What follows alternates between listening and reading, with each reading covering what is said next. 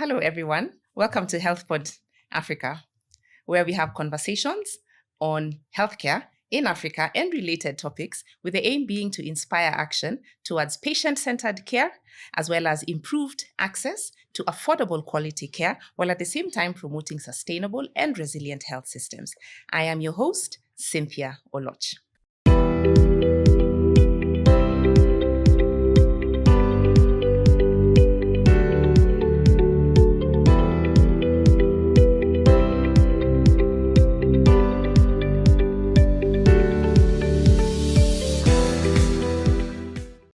In today's episode, I'm joined by a very good friend of mine called Bonita. Hi, Bonita. Hi. How are you? I'm very fine. Thank you for joining us today. Thank you for having me. Bonita is a peace building expert, and she will shortly explain what a peace building expert does. And so today's theme is basically around the impact of conflict on health systems, with a focus on women and girls. And the reason we are focusing on women and girls is because the theme of today's topic is inspired by the 16 days of activism against gender-based violence. This is an international campaign that takes place annually, and it starts on the 25th of November, which is the International Day for Elimination of Violence Against Women, and runs until the 10th of December, which is the International Human Rights Day. So during those 16 days, the aim is to create awareness and towards prevention and elimination of violence, or gender-based violence against women and girls. So today we'll be discussing and I had mentioned that Bonita is a peace building expert, and so we'll be discussing how conflict impacts health systems, right? Now, before we get into today's topic, I wanted us to discuss something critical that has been happening in Kenya recently. So there's been a rise in femicide in the country. Mm-hmm. So earlier in the year, there was a spike in femicide, and it seemed like something was being done because it appeared that the cases were going down. But in the recent past, there has been a spike in femicide again. Mm. And so, Bonita, maybe you can tell us, from a peace building perspective, what would be your view on the rise in femicide cases in Kenya? Right. So femicide has been broadly linked to the patriarchal systems. We look at women just being attacked because they're women to begin with, that, considered the weaker sex. And that has, of course, had an impact on even how, girls are brought up, how boys are brought out, what their socialization has been, what the belief system is when it comes to men and when it comes to women and the roles they play in society. And increasingly, as you look at women getting empowered, beginning to understand their roles, or beginning to take up roles that were traditionally thought of as male roles, then without having a similar intervention with the male counterparts. Mm-hmm. Of course, that also has a sense of disempowering the men. And how does this, play out? It plays out in form of femicide. So, you can look at it from the patriarchal perspective, mm-hmm. that we are a society that is led by men, and men are the ones who make the decisions, but increasingly women are beginning to take up these roles. So they are being discredited because of the roles that they are taking up. The second being the security apparatus. Mm-hmm. Questions have been raised in terms of, do we have enough security? Do people understand the mechanisms that are available to them to respond mm-hmm. to the situations they find themselves in? And you could also attribute it to the fact that maybe more cases are being reported. It's not that this was all not so there. So it's not that the cases are rising. It could be that there's an increase in the cases that are being reported. The awareness that has been out there has actually brought women out, to speak about the challenges that they are facing as women, including femicide. So the fact that they are being reported, now we are seeing a lot of these cases in the media, and then we are beginning to see an outcry of these cases. cases. So we could say, well, yes, indeed, things are happening, and probably the fact that there's that increased awareness and people are beginning to understand is also, a deterrent for those who would like to, commit femicide or commit violence against their spouses or their girlfriends or their boyfriends. And it stops them from doing it. But then again, if we leave the structures as they are, then it is likely that it's going to be a case that is recurring. It will recur. And if we are not giving the security apparatus the support that they need, both as the communities who are involved and also as government institutions, how are we going to support the security structures in terms of funding, in terms of personnel, in terms of information sharing, so that they're also able to act on the cases that they are receiving. So as long as we do not, first of all, deal with the underlying issue, why is this femicide happening? Is there analysis that has already been done to pinpoint what the issue is that we are not dealing with? We'll keep dealing with the symptoms, and it's going to keep recurring. Okay. Yeah. What can communities do? Because we've talked about the underlying issues. I'm guessing everyone has a role to play, right? Yeah. So there's the role for the security apparatus, but as a community, what can we do to, is it an issue of awareness, or what can we do to curb these incidences? Of course, a lot of it relates to awareness, but I mentioned socializing agencies. The family is a socializing agency. The media is a socializing agency. Religion is a socializing agency. What do we call them? The Council of Elders, for example. Those are all socializing agencies. So we need to have a complete shift in the mindset of this group. So it's actually a whole of society approach. It is very holistic. It's very holistic. Well, what the leaders leaders within these different sectors I've mentioned, how are they communicating? Are we still telling our sons, stop crying, Are we still telling our daughters, get into the kitchen, that's your job, So it's just the realization that when we instill some of these things in our children, then they grow up understanding gender from those perspectives that we've taught them. That's why they're called socializing agencies. So if there's a mind shift, or when there's a mind shift within these socializing agencies, then we are going to see it playing out in the society. Exactly. And I guess that's why, because I mentioned earlier in the year, the cases had risen and there were demonstrations about it, and then it seemed to go down, and then now it's back up again. I guess we are not dealing with the root causes. We are not dealing with the root causes, precisely. Okay. Now, maybe we can now move on to the topic of today's discussion, our main topic. The right to health in the times of conflict. Yeah. And before we discuss that, I described you, or rather you are a peace building expert. Yeah. What is a peace building expert? Yeah, that's interesting. I never called myself an expert, but I practice. Okay, peace building practitioner. I practice. Okay, what does a peace building practitioner do? Yeah, a peace building practitioner. My work involves highlighting issues, those underlying issues within the community that are likely to cause conflict, or are likely to sustain a conflict. Yeah. And what I do seeks to break the cycle of those conflicts. So in peace building, I usually say that it's not peace built because it's a continuous process. It's called peace building. For as long as there are going to be human beings, for as long as we're going to have divergent views, there's going to be conflict. Yeah. Now, what we do with that conflict, or how we respond to that conflict, is what is going to determine whether there is violence, or there's an improvement or a change in the way society is functioning.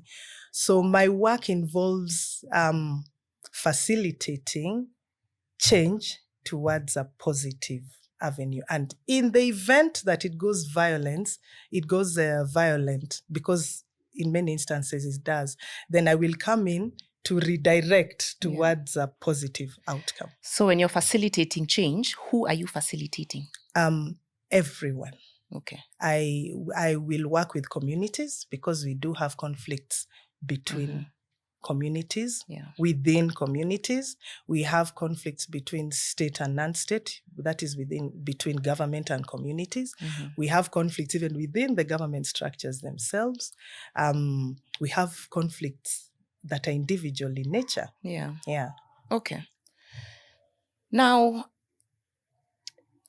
why is this discussion relevant even for societies or communities or countries that are not at conflict? Like Kenya is not at conflict. Right. Why is this discussion still important? The role of conflict, how does it affect the health systems? Why is that discussion important, even for environments that are not in conflict? So maybe one thing that we can make clear at this point is that, you see, I'd mentioned that conflicts will always exist as long as they're individuals. But how do we transform that conflict? That is going to be the determinant of the violence is a negative outward show of disagreement. That's how violence comes in.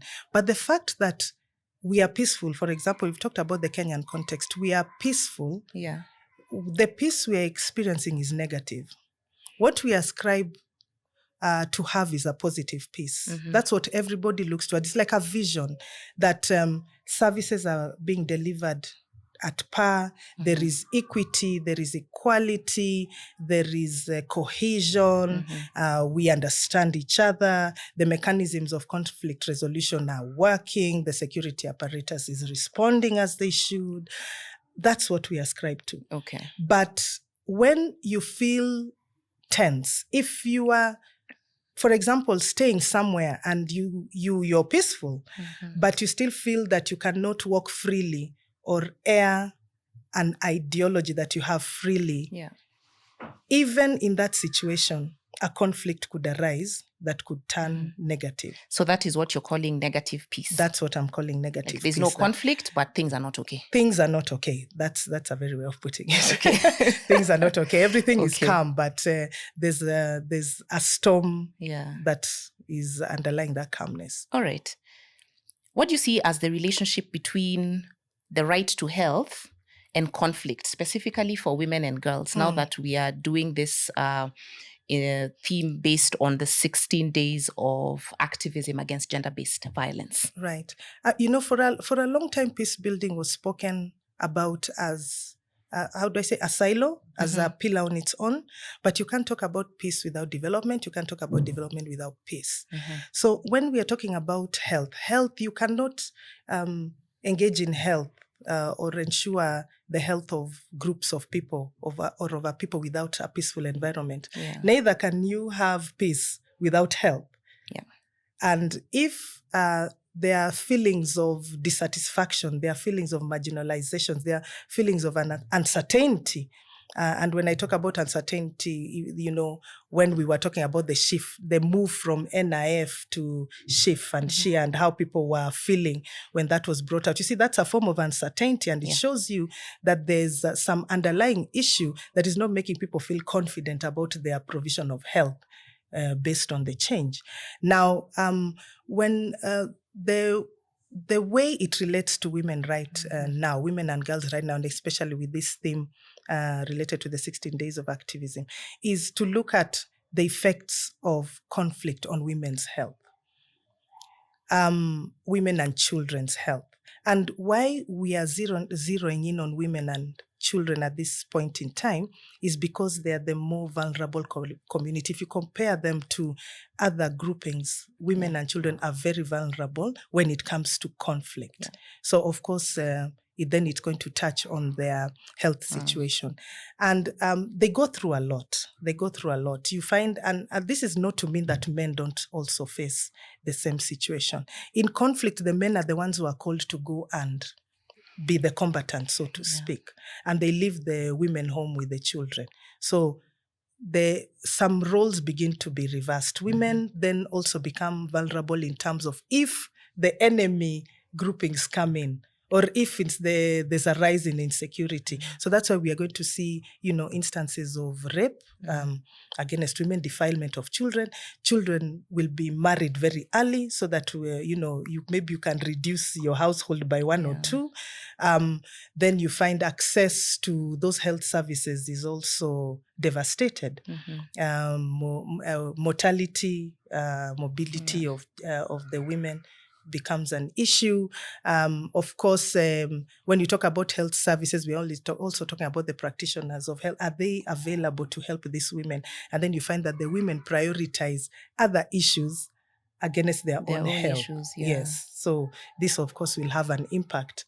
And that is why it's very important to talk about health in conflict. Okay.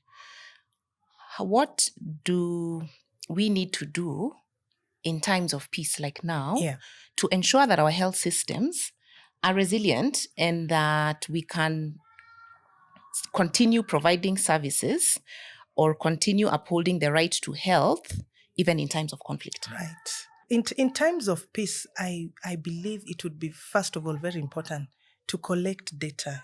It's very important to have continuous data. That's how we work also as peace practitioners. And I know health practitioners also do the same thing. They have to collect data in terms of understanding the areas that they're working, the kinds of the diseases that are prevalent there. That maybe the next time a disease would break out in a particular area, they understand all this. They could do the same because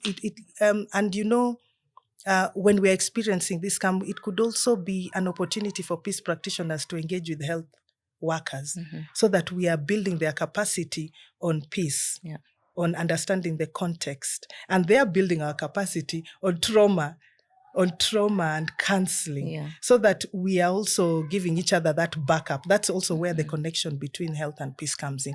In addition, it's to ensure that we are empowering those communities who are going to remain. Because remember, health is offered from a particular level, but we need groupings and groups of people who understand, and we're calling it first aid. First aid is a loose term. People who understand the basics so that they are able to respond. And these are just ordinary members of community, just ordinary not members. Medical professionals. Exactly, because remember, should a conflict break out, some areas are inaccessible. So even getting Red Cross or Crescent to get into that area, sometimes it takes a lot of negotiation, even with the conflicting parties, to give them a right through, even though the international law allows them entry. In that time, you can have people within the community who are already dealing with the health issues that are coming up, dealing with the trauma that is coming up as we wait for reinforcement. So it's I feel that it's very important to have that community empowerment to make them resilient. They're the ones who need to be resilient. And then they contribute to the structures. So when it comes to discussion on the needs, on the health needs of both men and women, because we are talking about gender here, we disaggregate. What are the men needs? What are the female women needs? And having that articulated in policy development and formation and frameworks, so that even when those documents are being, made or they are being enacted, there's a clarity in terms of what each has contributed. And when they come back for implementation, then it's not hard, because the problem becomes you have a policy that you're wondering, okay, how are we rolling this one out? Then it's, it takes a long time before people actually figure it out. Okay. You've talked about data collection in times of peace, and that the data is important to guide policy. Right. Yeah. So in your view, what is the role of international law and also national laws in ensuring that our health systems are sustainable and that can support conflict-related health challenges? In Kenya, we are, let me tell you, we are very good at enacting, actually, international laws. We are very good at what do you call it? Ratifying international treaties. I've really looked for that word. Ratification and even domesticating them, because we also translate them into our laws. We are really good at that. Yeah. The challenge comes to implementation. The challenge comes at the point of implementation. So, for example, if specific to this, we have the UN Security Council Resolution 1325. on women, peace and security. It's actually quite specific to the role of women in peace and security, because it was passed in 2000 at a time when research has shown they bear the biggest brunt when it comes to conflict. However, they are never engaged on the negotiating table when it comes to peace. So their issues many times are left out during those negotiations. So this resolution requires that countries enhance the role of women in peace and security in all sectors. And for Kenya, what we have done, and that's also a requirement from this resolution, is to develop national action plans that will implement the resolution 1325. We are currently finalizing the second national action plan, that is 2020 to 2024. So right now, there are discussions towards development of the third national action plan, which is supposed to run for next. And how are we doing in terms of implementation of those action plans? Well, the good thing, it has 4 pillars. So these pillars, there's participation, prevention, promotion, and then relief and recovery. And each of these pillars is allocated to a ministry, to a relevant ministry. So you'll find that, like for the Ministry of Health, it would be the prevention pillar, or even the participation pillar. So depending on which ministry is engaged on a particular area, then they would be part of those pillars. It is housed under the State Department for Gender. Are they the coordinating State Department? They coordinate all these other arms of government? The State Department of Gender and the Ministry of Interior through the National Steering Committee on Peace Building and Conflict Management. So they are they sit on that panel. And of course, they coordinate with the State Department being the main coordination unit, but they invite other actors to participate. And these are actors both national, international, community level, so that everybody feels that they are contributing. What they do is that they do reports, I think, annually, every year, so that everybody is required to report on the sectors that they have been engaging in. And then at the end, like it was coming to an end this year, like I mentioned, 2024, they do an evaluation of how it has been implemented. So, of course, there are certain areas that would be identified as gaps.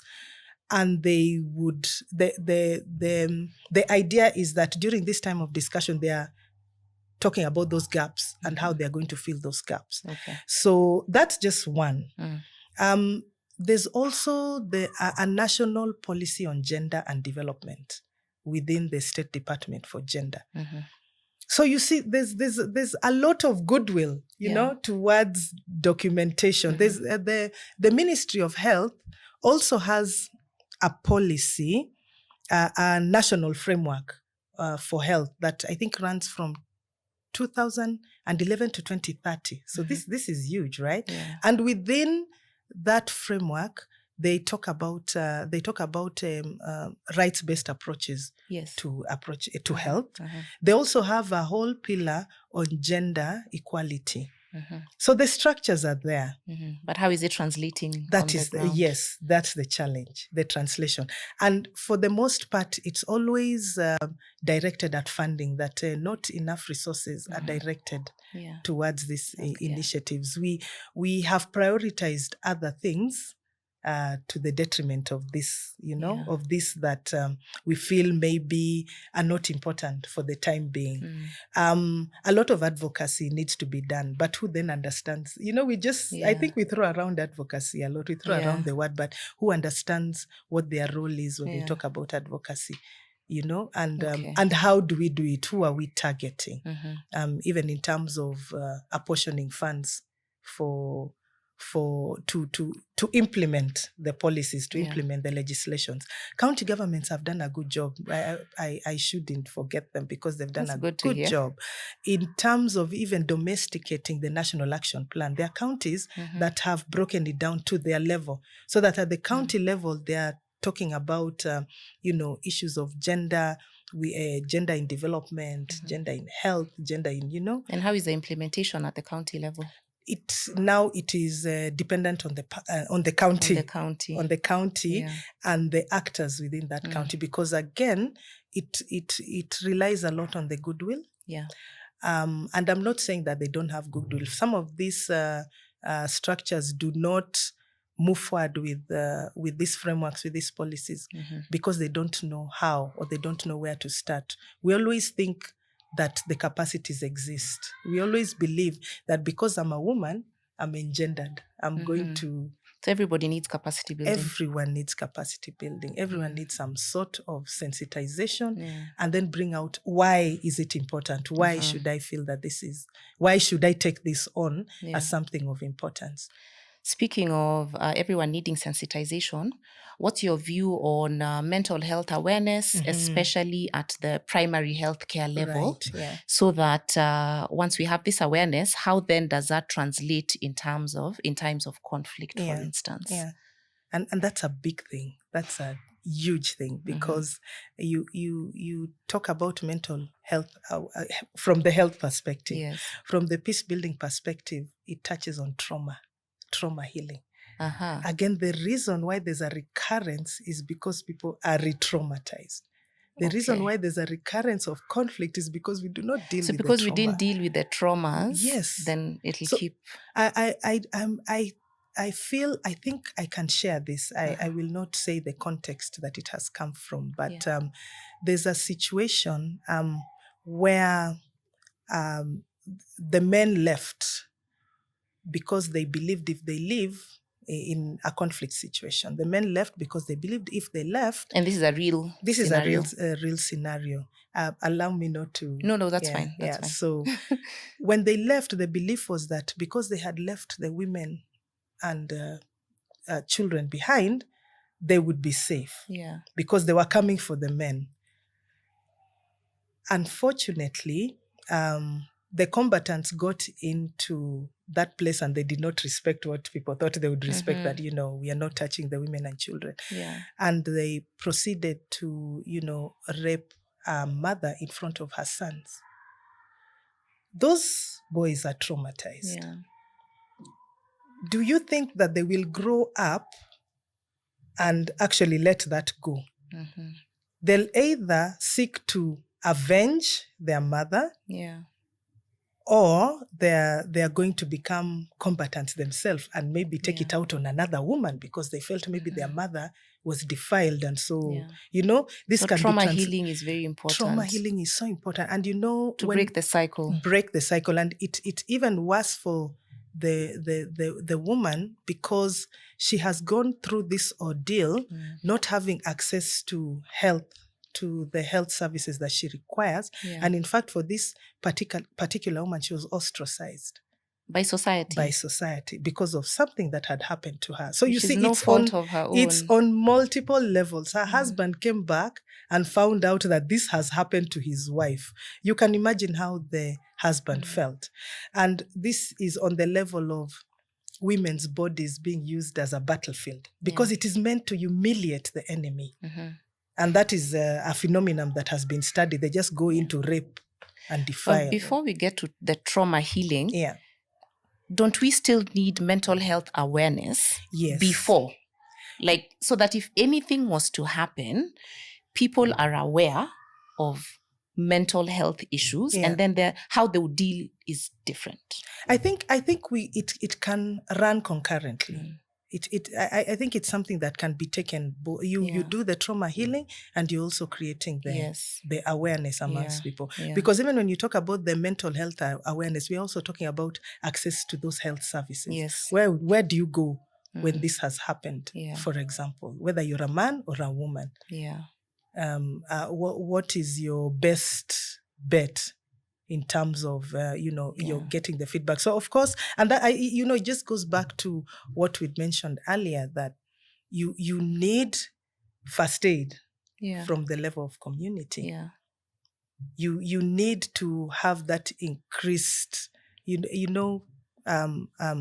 information dissemination amongst communities in relation to mental health, and then have point people who can be accessed for one or two. Even if you wanted from the national level, we need to disseminate information related to mental health awareness. I think it would be received better if it's coming from your community. I'm actually just thinking, the way we have the Nyumba Kumi system, like for security, maybe have a similar Nyumba Kumi for mental health awareness. And people know that if I need to talk to someone, these are the people in my community. And there's nothing stopping us from using the Nyumba Kumi, because as peace builders, we use Nyumba Kumi.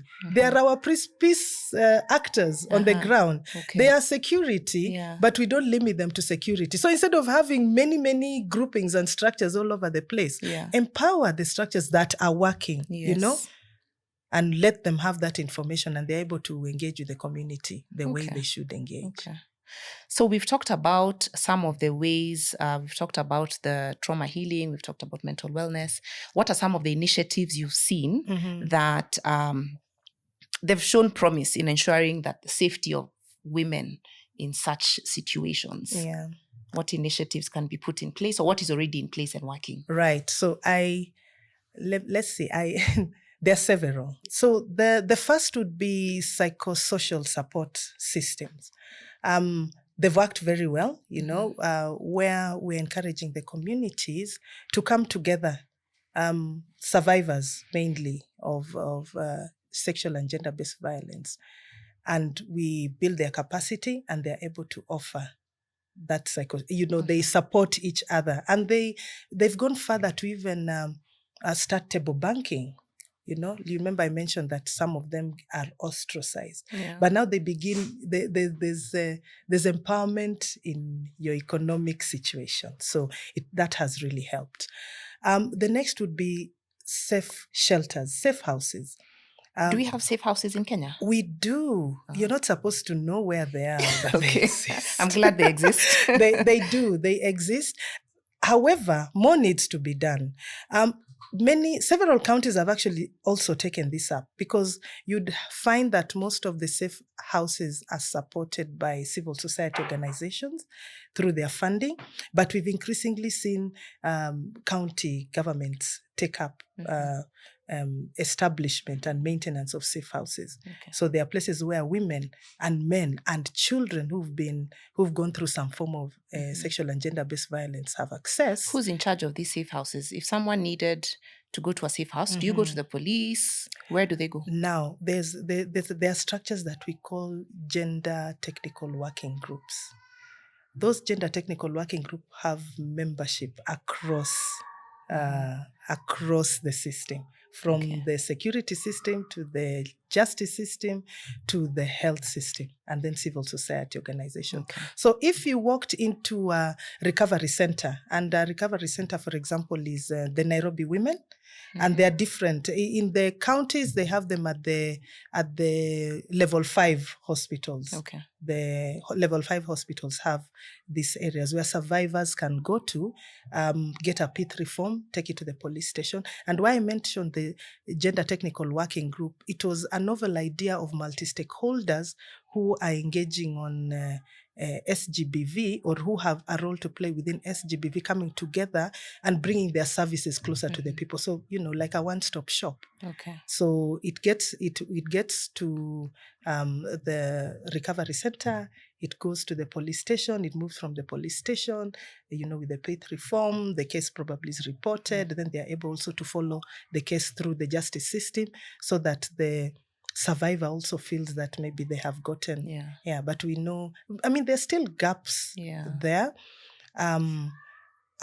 There's a lot more that could be done, even in terms of government support of these structures, and financial, support to them, especially because handling this is not walk in the park. Remember, it's health, and they're health-related issues. And these people also need, the children, the man, the woman are all trying to access some sort of trauma healing, psychosocial support. So we do have that. Yes, I mentioned the safe houses, legal clinics, and it would really help if these legal clinics are also mobile. I know we say that we are not experiencing violence. Let's call it violence Yeah. in the country, or we feel that we're not experiencing violence. However, there are pockets and areas that actually have violent conflict in this country. There are several counties that are experiencing some of these challenges. Yeah. Now, in those situations, people are moving around. So if we had we had a way of supporting mobile health clinics and mobile legal clinics, yes, that would be really useful. I'm just wondering who would be running the mobile legal clinics. I'm sure you've heard of the court user committees. They usually have legal. They have mobile legal clinics. They do have mobile legal. I've heard of the mobile health clinics.